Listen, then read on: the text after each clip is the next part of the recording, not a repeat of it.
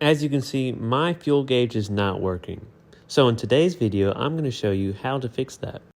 And what we're going to be doing is replacing our entire fuel pump and also throwing on a new filler neck just because mine's bad.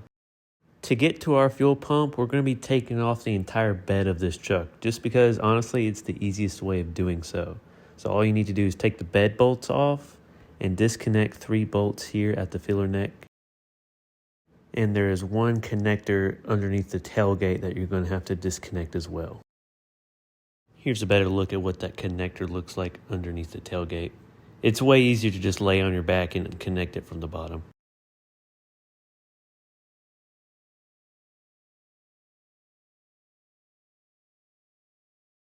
Now, since my bed has a drop-in bed liner, we're going to have to get this out of the way to get to the bed bolts. So what I've seen is that it's easier to pick it up from the middle right here and just go straight up with the bed liner and it should pop out of place.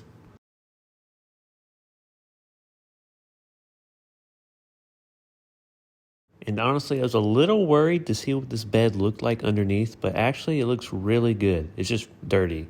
It's no rust, no really dings or dents. It's actually pretty impressive. And I did find a cool little thing. It was a ancient looking Dairy Queen ketchup packet. So if we get this video to over 100,000 likes, then I guess I'll taste test the ketchup. Also, I would recommend taking off the rear bumper to make it easier to get the bed out of the way.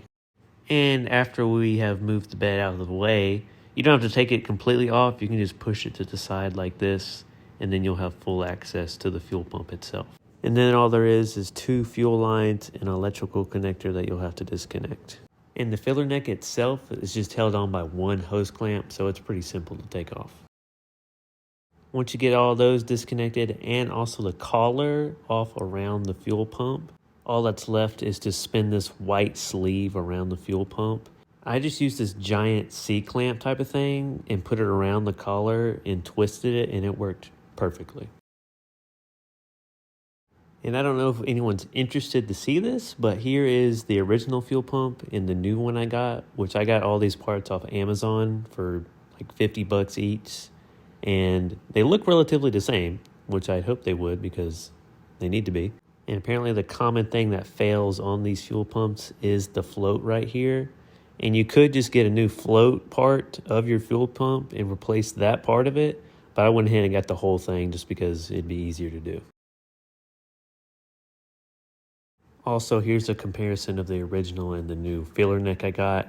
Again, I got this filler neck off of Amazon, and it looks really nice and good quality.